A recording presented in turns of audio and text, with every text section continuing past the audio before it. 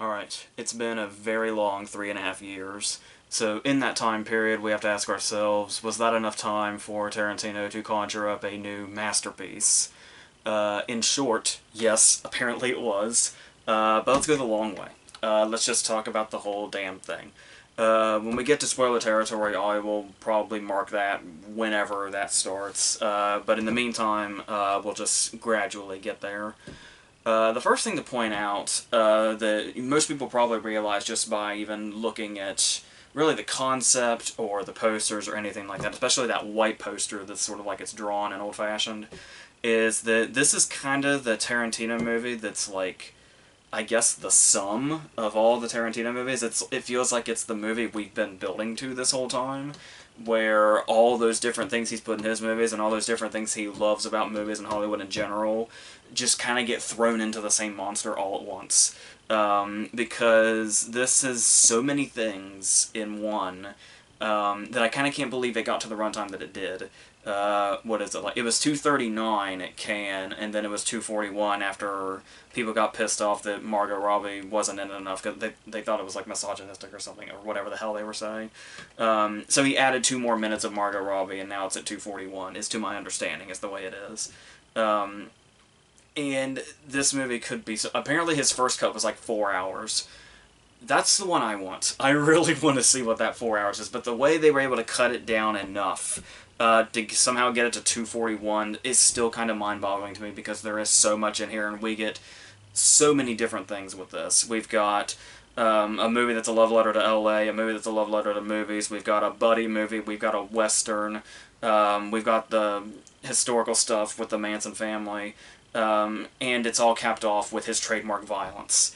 Somehow he has created all those things, and there's probably even a few things I missed throughout it. So, and the way you sort of the way he uses the setting to show kind of that love for movies in general, like the fact, like stuff that doesn't even necessarily have to be there, but because he loves movies so much and he knows his fans and his audience love movies so much, we're gonna have stuff like Brad Pitt's character lives next to the drive-in, so we have that whole setting where we like go over it and see that, and you can still see and hear it from the distance when he's walking into his trailer.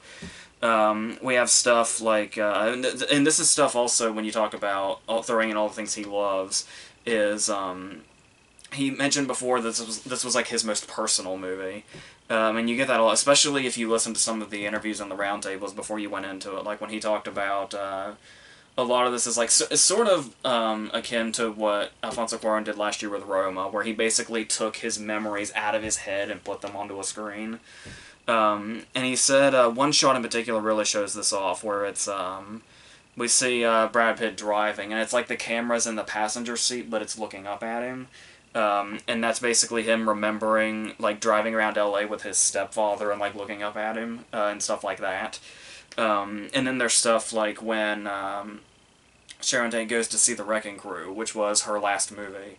Her last movie while she was alive. I think she had one more after her death, but she goes up to the ticket booth and says, you know, they charge her, and then she's like, well, I'm in this movie, do you think maybe I could just go in? Which is apparently something he actually did, Tarantino himself did when True Romance was out. And so that was kind of a callback to that also, so it's like he's showing this love letter to the movies through these characters that were in this time, but like so many of his personal experiences are in there, and you can kind of feel that also. But then you have all this stuff, and there's the stuff like, when I was talking about just being a love letter to LA in general, there's a montage that I love, like right before the climax, where it's just a montage of all the lights in LA coming on as the sun goes down, which is amazing. And then you've got all this stuff, and then of course there's another part to this movie that's kind of serving as a bit of a backdrop before it comes in full into the story, and that's the whole Manson family thing. And we start off by seeing the girls kind of wandering around, doing their dumpster diving thing and singing and just walking around and being... If you don't know anything about the Manson family, there might almost be a sort of innocence about it. And it's just sort of hippie girls doing their hippie thing or whatever. But when you go in knowing the whole Manson family thing, these scenes are so eerie. The way they just sort of walk around and just sort of prowl the areas the way they do. And just looking innocent on the outside. And just that kind of stuff alone, almost like I wouldn't change a thing about this movie.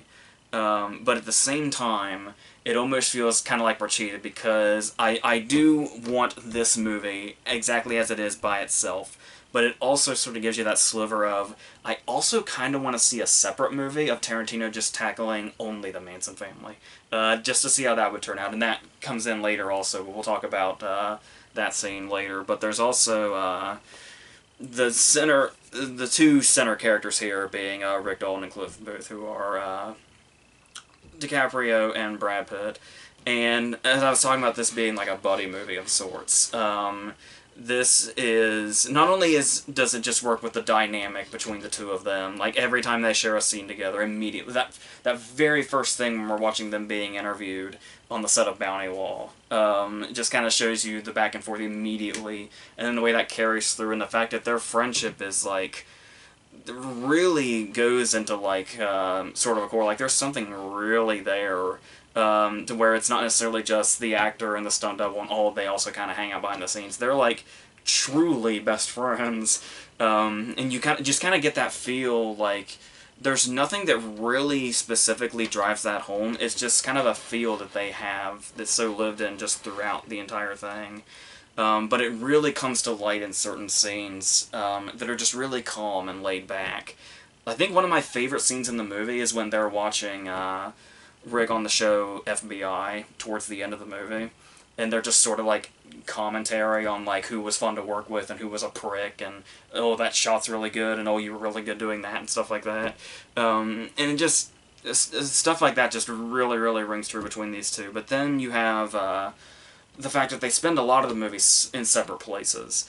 So starting with DiCaprio, this, and I know there's like a lot of things you could throw into this, but I mean, honestly, this is probably one of DiCaprio's very best performances, and I think a lot of it has to do with the fact that he has so much to do. There is so much to work with in this character. Because you've got the whole sort of, he's got like that sort of Hollywood arrogance about him when he sort of walks into the bar at the beginning, but then you've also got when he's acting within the shows like Bounty Law and stuff like that, and when we get little clips of that. But then we have this big, long scene at the very beginning of him talking to Pacino, and Pacino basically like building him up and then tearing him down in that true sort of Hollywood fashion, where it's like, oh, you're great because of this, and you're amazing because of this, but you're also kind of a has-been, and if you keep doing this, you're going to go in that direction, your career is going to go downhill, and that's going to be the end of it.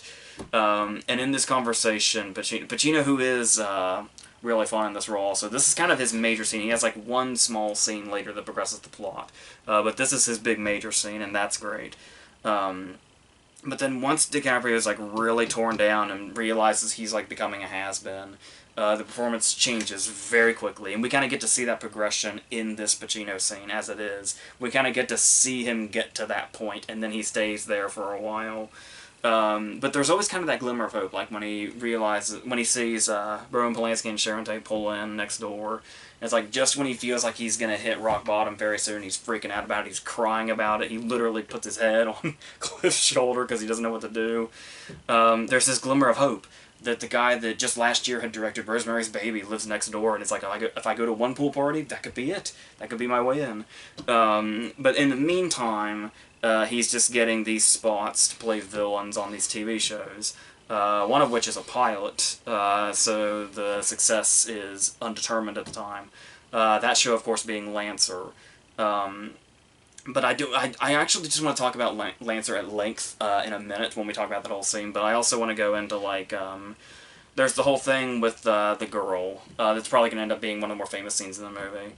When he shows up on the set of Lancer, and there's an 8-year-old actress there that's, like, really method and all that, and they have just this conversation, and it's when you realize in this moment, not only does it's sort of like the Pacino conversation when he kind of has this epiphany of just how far down he's gone, but this one goes a bit deeper, even more so.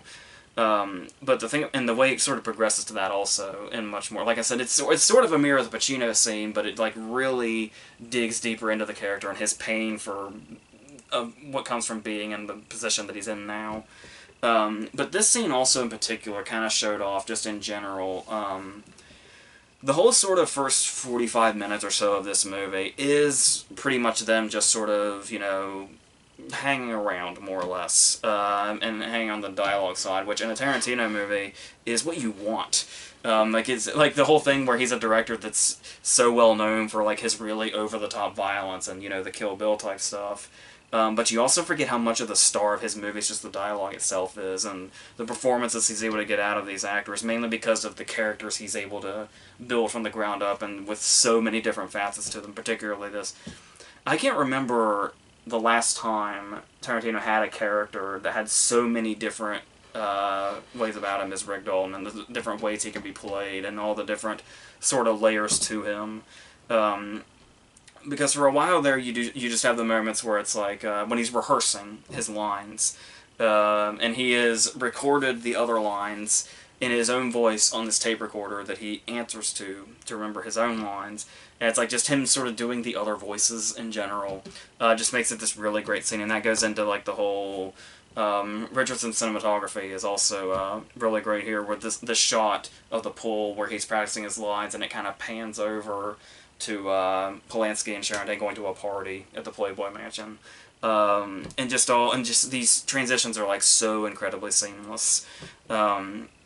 With all this different stuff going on. So, yeah, so there's a lot more I want to say about DiCaprio, but we'll talk about that when we talk about the Lancer scene, which is probably my favorite scene in the movie, so I kind of can't wait to get to it. But also, we should probably talk about Brad Pitt a little bit more also, where he's not near as showy, but he's definitely got this sort of, I guess, he's kind of sort of the opposite, where, like, he's the grounded type, and he's much more sort of laid back about everything, and it's like he has reached sort of a dead end in his life, but he's kind of a bit more like sort of kind of embracing it and just kind of rolling with the punches and everything. And we get a lot of these moments of him just sort of driving around. Like there is the first time we see him after he drops Rick off, and he's almost like speeding through the city, but then you also get these moments where he's just sort of gradually just sort of rolling around town. He keeps running into Margaret Qualley, who's one of the Manson girls, just kind of walking around, and they run into each other 3 separate times before they finally start interacting.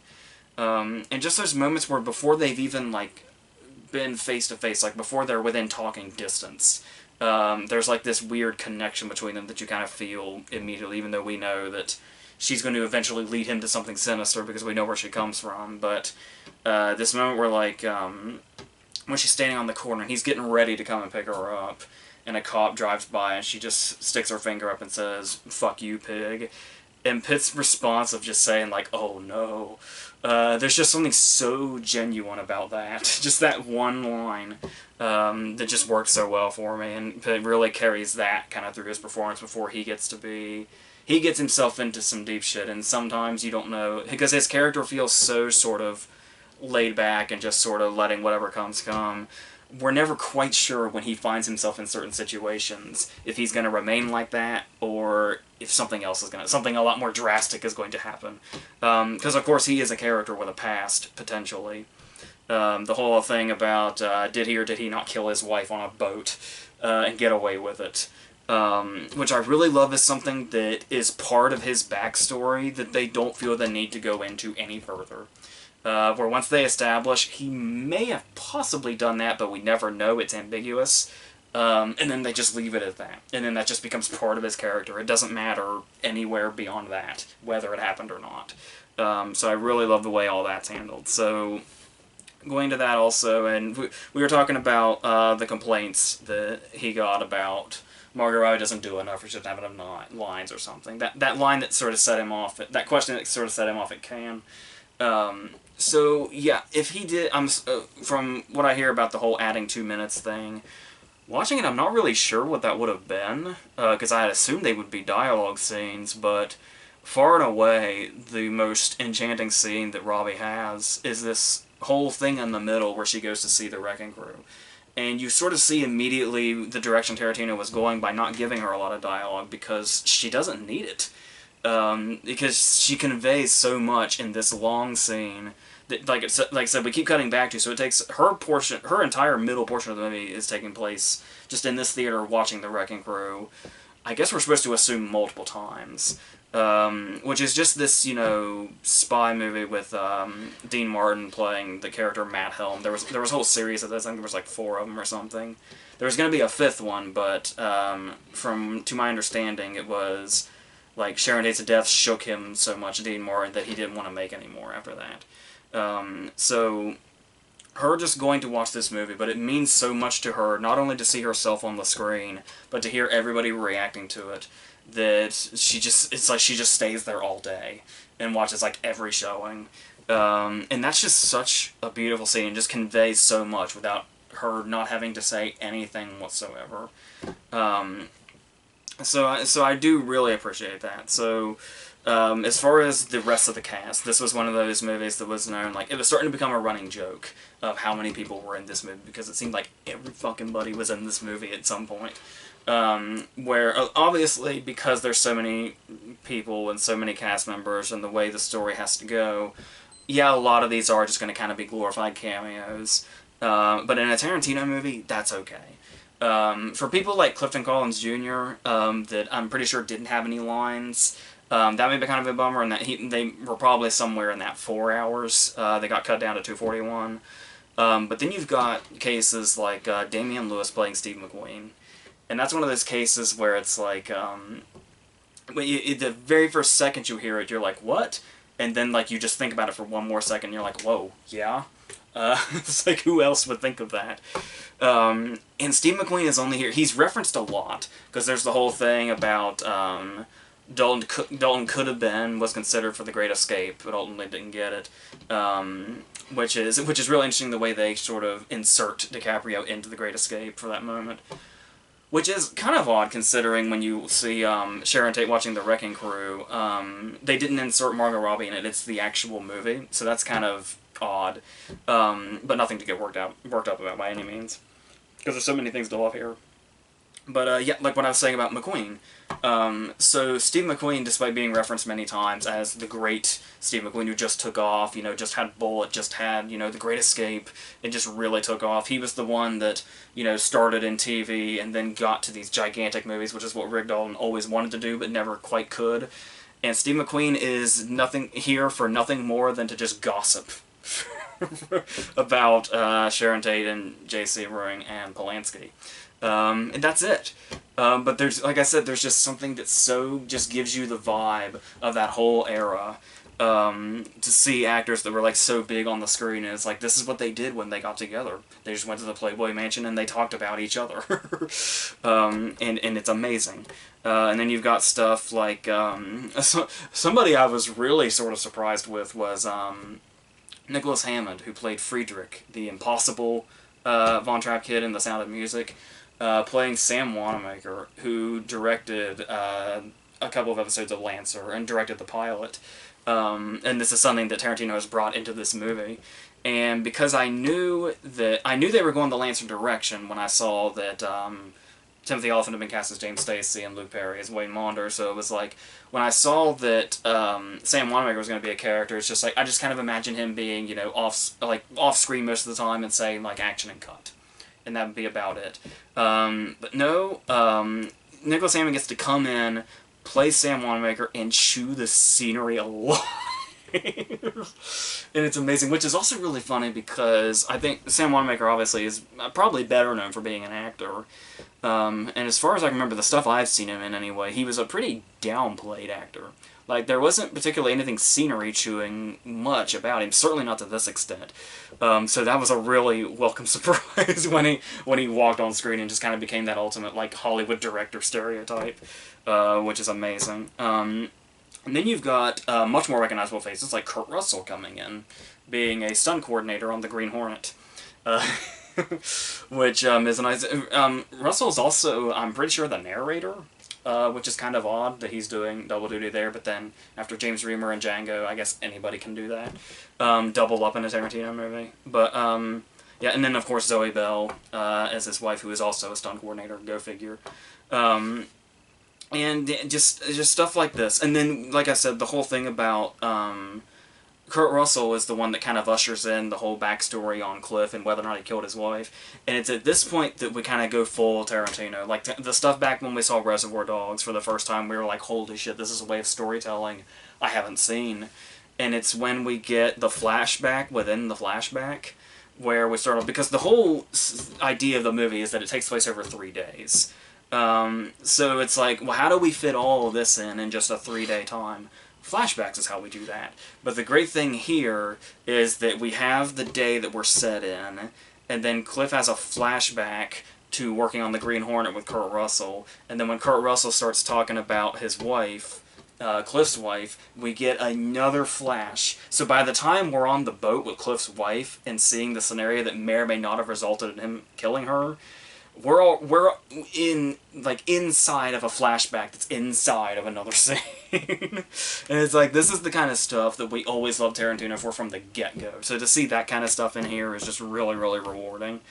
And then you've got scenes like the Bruce Lee scene, which is also on the Green Hornet side. Which, of course, it's like it comes kind of sort of full circle, the Green Hornet, given how sort of practically iconically the theme was used to usher in Lucy Liu into the action in Kill Bill. So now he's actually on the set of the Green Hornet. And this whole thing where Bruce Lee's like this sort of diva on set, like this real Hollywood douchebag. And it's like, this scene sort of plays out like, if you've ever heard that story that John Leguizamo told about being on set with Steven Seagal in Executive Decision, and it played out very similar to this. Not the outcome, but the setup to it. So that's just sort of like, sort of shows off like multiple levels of Hollywood douchebaggery that have been and continue. So that's really great also. And then that scene also kind of brings us our first big sort of moment when he gets thrown into the car, and it's like the first big moment that the audience like gets to react to. Which is yeah. So and that's the kind of stuff that we just come here for. So that's all this stuff. So I think I have narrowed it down to the Lancer scene that I so badly want to talk about.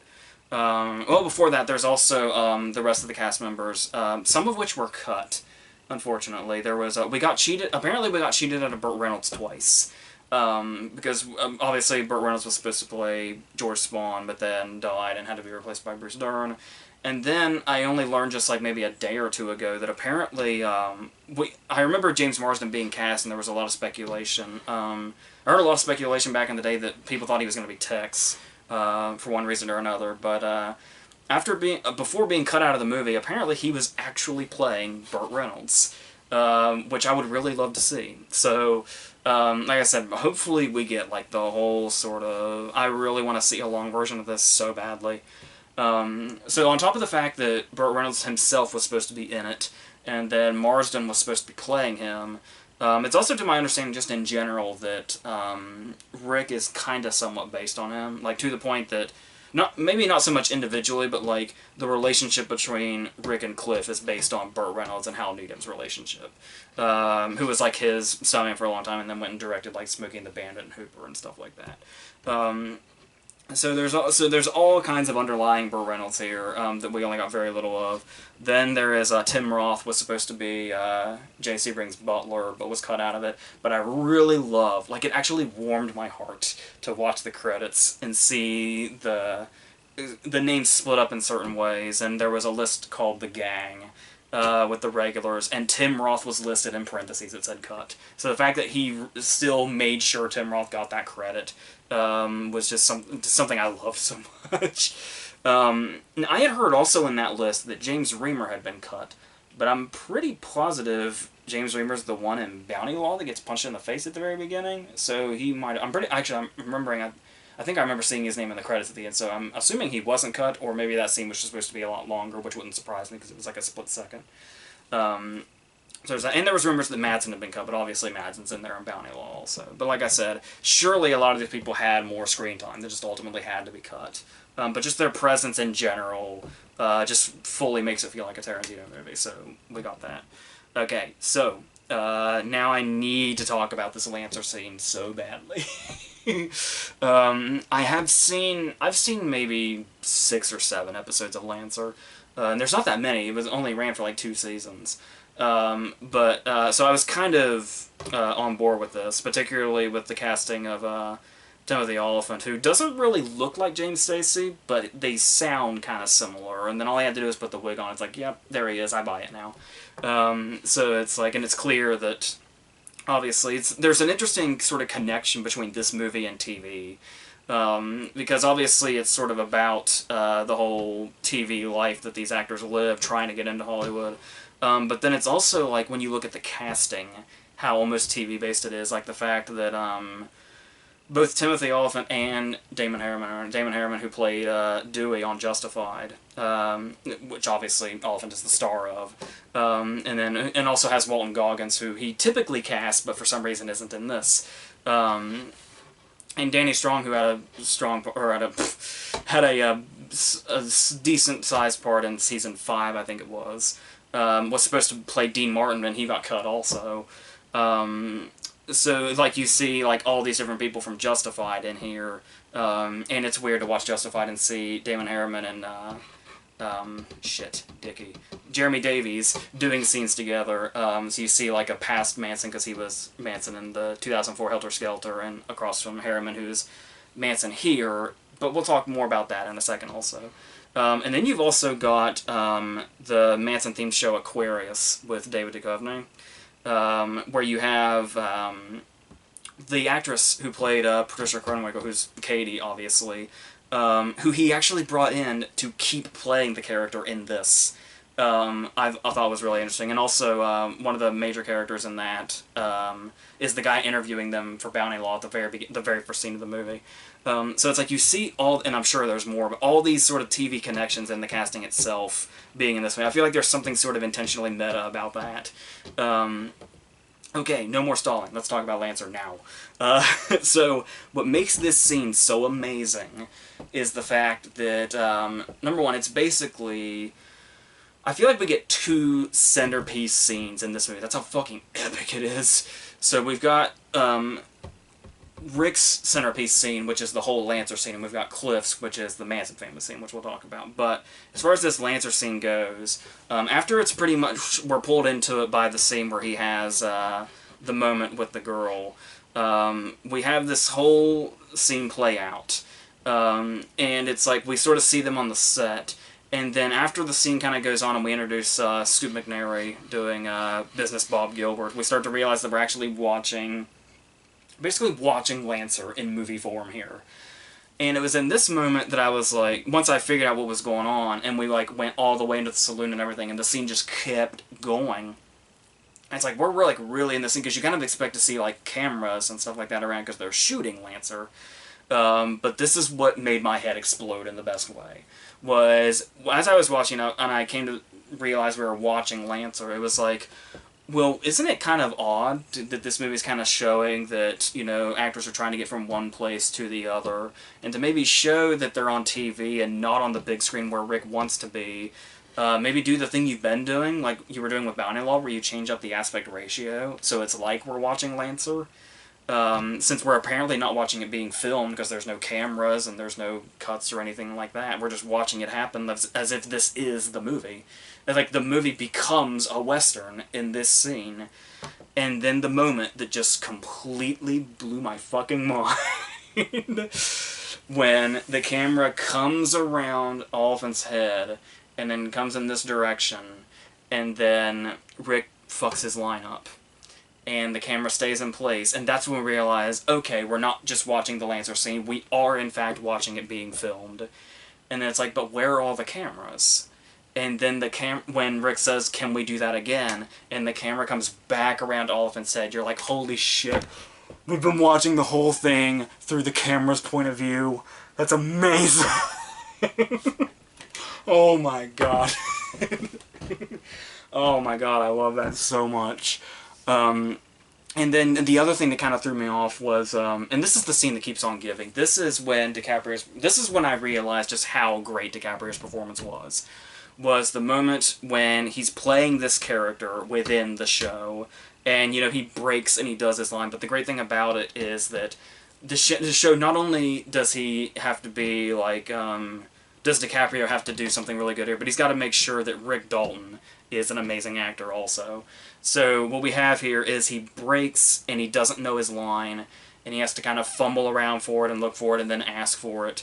And we think he might be losing his cool a little bit. But then the second he's fed his line, which sounds like a somewhat complex line, being a line that he didn't know 2 seconds ago, he comes back with it and is just, like, sets fire to that fucking line the second time he says it when he gets it right. And the stuff, and that just really, like I said, that's Rick Dalton being amazing and DiCaprio on top of it. It's a double layered thing of amazing, as far as the acting goes. And then we get this Lancer scene is the scene that keeps on giving, because then we have the middle where he goes into his trailer and he's really, really pissed off that he's fucked those lines up. And this is, like, this is DiCaprio going, like, full Nicolas Cage at his absolute best. Remember the scene in Mandy we love so much where Cage was just in the bathroom screaming? DiCaprio kind of gets that scene here, but he does so many different amazing things with it.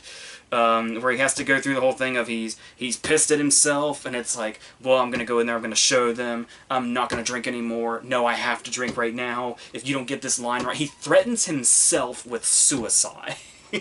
He gets in a mirror, gets in his own face, and says, I will shoot you in the head. I will blow your brains out in the pool when we get home if you do not get this line. And it is this incredibly explosive moment of just DiCaprio in his trailer by himself. And it's amazing. And then we get the second half of this scene when he goes in and he gets to play the full-on villain role. He's got the girl as the hostage, and then Luke Perry comes in. And the amazing thing about this, that didn't kind of occur to me till later, it's something I didn't appreciate right away in the moment, was that when the cast list was first coming out for this movie, you better believe I was watching it like a hawk. So I was watching all the different names come in, and I thought it was weird that Timothy Olyphant was credited as James Stacy, while Luke Perry was initially listed as Scott Lancer, which is the character's name and not Wayne Maunder, the actor that was playing him. But the really cool thing about this is that when I was talking about us only seeing it through the camera's perspective, so we're basically watching Lancer in the moment, because we never see him, like, you know, off the camera, Luke Perry's entire screen time, like in this movie, Luke Perry is playing Scott Lancer. He never plays Wayne Maunder once. And that's really interesting, that he never plays the actor, but he's playing the actor playing the character always. Which is, yeah, and that's why stuff like this, like Damian Lewis only getting one scene or Luke Perry only getting one scene, how it just really works if you give them enough to work with. They can do amazing things with just one scene. Technically, you can say Oliphant has one extended scene, really. I still haven't quite figured out the weird, obviously intentionally weird editing, where it's like an intentional continuity shot where, like, 1 minute they're talking, and then the next minute there's a cut and suddenly his hat's on. I still haven't quite figured that out, but I'm sure there's a reason for it, so I'll be psyched to figure that out. But in the meantime, yeah, so that's how I feel about that whole Lancer scene. I could watch that scene over and over and fucking over again. It's probably going to go down as one of my absolute favorite scenes Tarantino has ever done. Just that whole thing. The scene with Oliphant, the trailer, then the Luke Perry scene. Just all together as one. Just absolutely fucking incredible. So, now that we've talked about that, we could probably go into the stuff. I'm not quite sure what's considered spoilery and what isn't. So before we talk about Pitt going to Spawn Movie Ranch, I figured we'll say the spoilers are about here, just to be safe. So as this whole scene, this whole unbroken thing, and that's the thing that I love about Tarantino also, is he is not willing to break anything no matter what, because you can break the feel of a scene so much by kind of cutting around, and because this movie has so much going on and there's two central characters that we're following. This movie has to be very decisive about when it's going to cut to, who it's going to cut to, and when, and whether or not the scene is going to play out. And of course, we should never question the fact that Tarantino will let a scene play out as much as it has to, and you better believe will not cut away from it until it has done what it's here to do. Because you've got to build that up. You cannot break that whatsoever, and if anybody fucking knows that, if anybody taught me how important that is, it's Tarantino. So, we've got this whole unbroken scene of Cliff arriving at the Spawn Movie Ranch. And the interesting thing that this scene does also is that it should not be as suspenseful as it is because of what most of us know already. And that is the fact that, because you get here, and it's like, as we've been saying, you know, if you don't realize that everything sort of seems fine, it's just hippies running around being hippies and all that.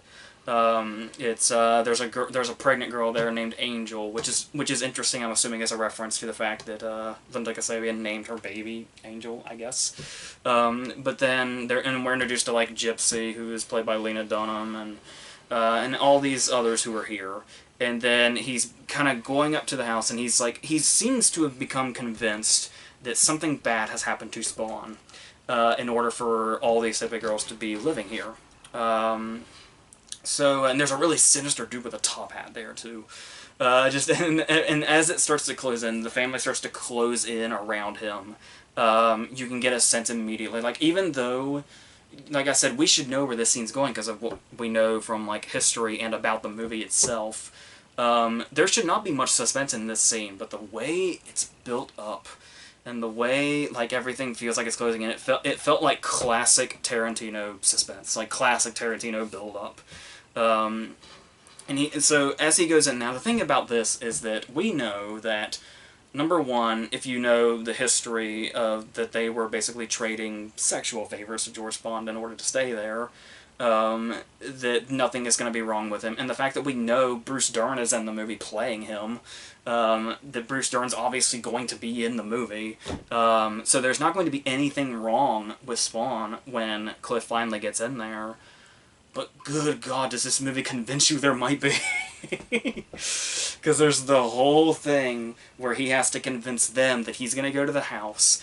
Then once he gets to the house, he has to talk to Squeaky Fromm, who is Dakota Fanning. It was really interesting what they were doing here by kind of making Squeaky the sort of door he has to go through in order to get in there. Because I would think if you were going to make any of the girls as threatening as possible, it would be Sadie. But that's not to say that, not that Susan Atkins like deserves a spotlight or anything, but Sadie does get her moment, we'll say. But in the meantime, once he finally gets through Squiggy, there's the whole seeing how fucked up, ugly, and disgusting this place is, and going all the way back, and then seeing there's just so much build-up to him waking Spawn up that's so anxiety-inducing, even though we know there's no threat here, like in this particular moment. But like I said, just everything around it, somehow he manages to get that out of our heads and make us feel like something horrible is about to happen or has already happened or something. And then just turns into this, that once again, Tarantino has that signature, you know, building up and all that, but building the suspense. But here he also has the trademark cutting that off and setting it up with this just humorous scene of him having this talk with Spawn that doesn't really go anywhere. He never convinces him exactly who he is or anything like that, which is great. Once again, another sort of one scene. It's really kind of tragic about Reynolds also, where we talked about like Luke Perry was able to finish before we lost him. And he just had that one scene. It's like, to think that Burt Reynolds only had this one scene, and this, what I'm assuming is a short amount of time to film, is all it would have taken to get him in the movie. But sadly, the shooting schedule just hadn't come around to that yet. So it felt like we were so close, especially after watching the scene, which would have been fantastic. But of course, Bruce Dern, who now also just kind of feels like a Tarantino staple at this point. So that was kind of win-win anyway. So we do have that. Now, as far as us getting to the ending, now, the thing about this is that there was a big question about, we know Tarantino, we know he's probably going to change history here, and how is that going to go? Because it was like, pretty much everybody became absolutely convinced what happened to Hitler in Bastards and Goebbels and all them, we're going to get that again. But they were being super secretive at Cannes. They went full endgame on us, and they were saying, like, you know, whatever you do, like, don't print anything, do not say anything about the end of this movie. And for starters, you might think maybe he's being overprotective, and we're like, well, we know it's going to be a Bastards-type payoff, right? That's going to change history, and the Manson family's going to get fucked up. The end. Well, I don't think it goes exactly the way a lot of people thought. I was hearing something recently about how apparently somebody had put out, like, a fake ending or something, like on Wikipedia or something, but the whole thing was like, I guess, a cover, or a ruse or something. But the thing about this is, and first off, you might wonder about, is it going to be tasteless or not, because there's a really fine line here. But at the same time, you kind of feel like Tarantino is going to be careful, because he did go about saying stuff like, he didn't feel the need to talk to Polanski because he thought that this whole thing was like basically history anyway, and it didn't really belong to anybody. The only person he really went to was Sharon Tate's sister, who initially had been seemed like sort of a tough path to get through, because there was the whole thing about Aquarius, the show I was just talking about with Duchovny, where it was canceled after its second season. Now, of course, despite how explicit it is on Netflix, when it initially aired, it was on NBC, which means it was probably going to get canceled anyway, because NBC cancels fucking everything. But apparently, before it got canceled, they were seriously taking into consideration Sharon Tate's sister sort of protesting that show because of the way it portrayed the violence, and how she was really against that. So apparently Tarantino sought her out and explained everything and ended up with her blessing in the end. So it's like, okay, so it can't be that extreme. Or it can't be, it could totally be extreme. It can't necessarily be that tasteless if that's the route he's going to go. But since we're in spoiler land in this video, we'll talk about that. So, the first thing I notice here immediately is the fact that there was a whole lot of buzz about who was going to be cast as Manson in the Tarantino movie that was going to have a backdrop that was the Manson murders. And when there was a lot of speculation, I remember me and a friend were like hell-bent on the idea that it was Oliphant, because when he was cast, it was forever before they said who he was playing. So for that period of time where he didn't have a character yet, we had assumed that it was him, and it was going to be like kind of a major role. And then when Damon Herriman was cast, luckily I had like just started like the second season of Justified, so I was familiar with him solely by that, as I'm sure most people are. But the second I read that, I was like, yeah, that's good. And Dewey was one of my favorite characters on that show, so we're good, definitely. That works totally. So, all that build-up was not expecting him to have one scene that lasts for 20 seconds.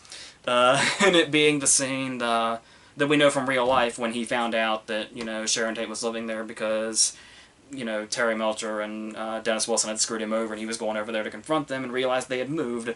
And so we know that that's going to get the idea of him saying, I don't know who that is exactly, but go kill them. Tex and Sadie and Katie and whoever else. Linda Kasabian, all of them. So that's the seed they plant, and we never see his ass again. Not even once. Which is kind of impressive, because I think it also kind of shows like how it's almost like it's a take on the fact that when you just hear about the Manson family vaguely and Charles Manson's name in general, there's a lot of people who don't know the story that assume Charles Manson is like a serial killer, when all he did was be like, he was practically inconsequential. He would sit back, he would spout bullshit and send other people to do his shit. So the fact that the movie makes him so inconsequential, I think, just kind of perfectly embodies that. But of course we do get, another thing I didn't mention in the length of the ranch scene with Pitt is the introduction of Tex. When we have that whole, like, this exhilarating 10 seconds of Tex riding back to the ranch only to see that Cliff is driven off, is the most introduction of Tex that we get. Which is just enough. Austin Butler, I believe is his name. I gotta say, I was interested to learn that, because once I learned his name, I had to look up exactly what he'd done. And I gotta say, I was surprised to see that the guy that Tarantino had cast as Tex Watson, of all people, was from, like, the Disney Channel. So I wasn't really that familiar with him, but, yeah, he's a really damn good casting choice, and really kind of owns this role in the little bit that he has, even if basically by the end of it they're like sort of parodies of their real life selves, which is, naturally what they deserve, really, so on top of what else happens to them. But in the meantime, there's this whole thing about, like I was talking about the transitions before, and it's like there's so many layers of genius behind Tarantino choosing to make Rick Dalton the neighbor of Polanski and Sharon Tate. Like I said, not only does it make the transitions really smooth, and we just kind of cut back and forth between them so seamlessly, but the way this whole climax plays out, and the way everything just falls right into place. Because I think one of the things that Sharon Tate's sister probably didn't mind about the direction the movie goes and the climax is the interesting choice to just not involve Sharon at all. Like, whatsoever. Like, her and Jay and Abigail Folger and her boyfriend just have nothing to do with this climax at all.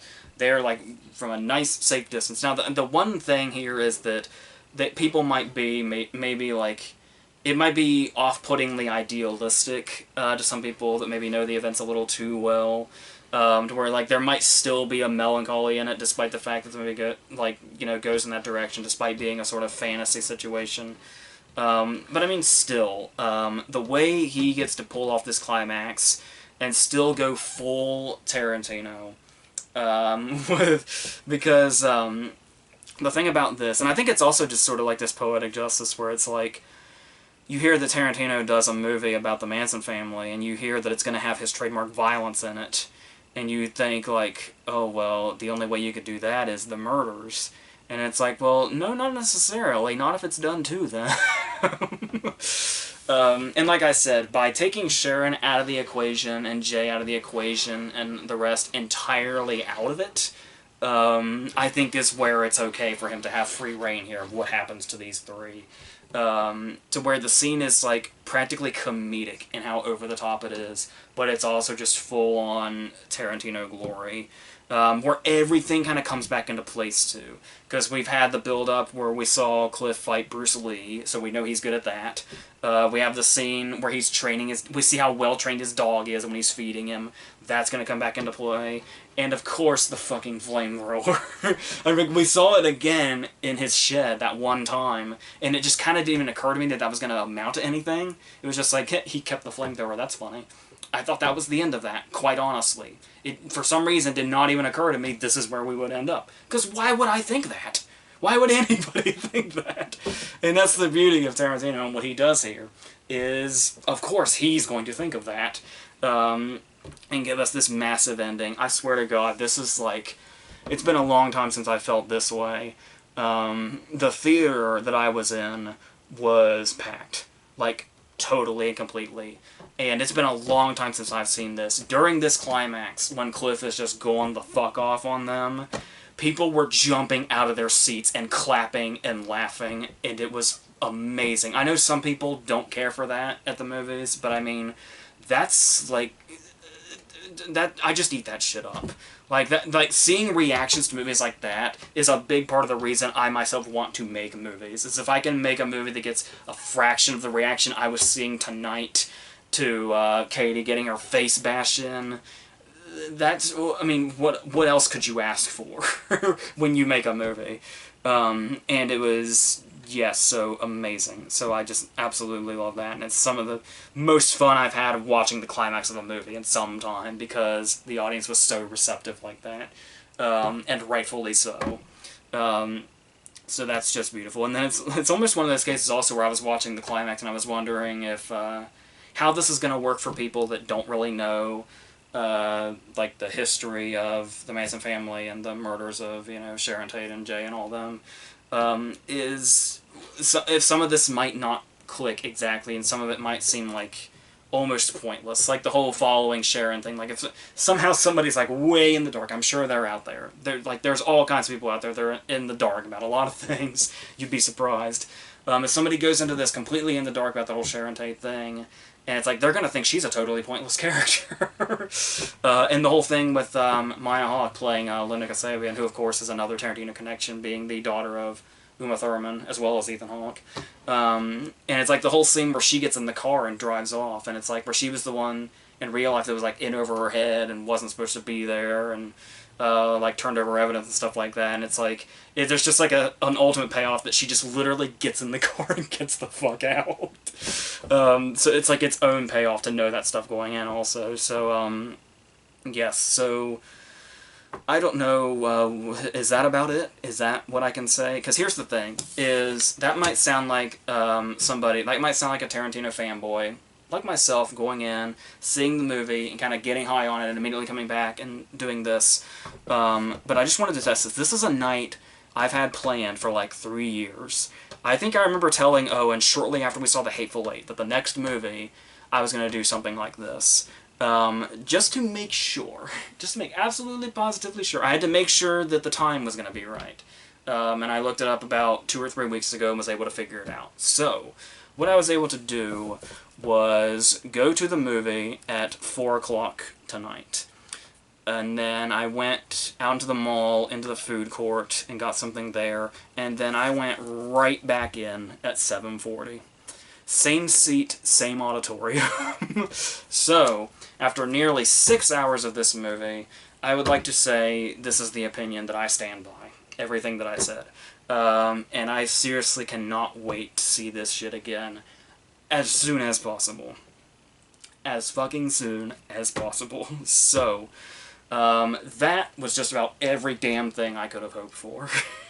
So, thank God for Tarantino and his inability to disappoint. His absolute, complete, and total inability to make something that is not this fucking worthwhile. So, there it is. We have nothing else to look forward to. There's some stuff. We got It 2 coming. We've got some more, you know, award season movies that might be worth checking out. But I've got my horse in the race. Let's hope it makes it there. So and you know, we got other stuff coming, whatever that may be. This is all I want to think about right now. So until all that other stuff, whatever the hell we end up doing in the meantime, that's it.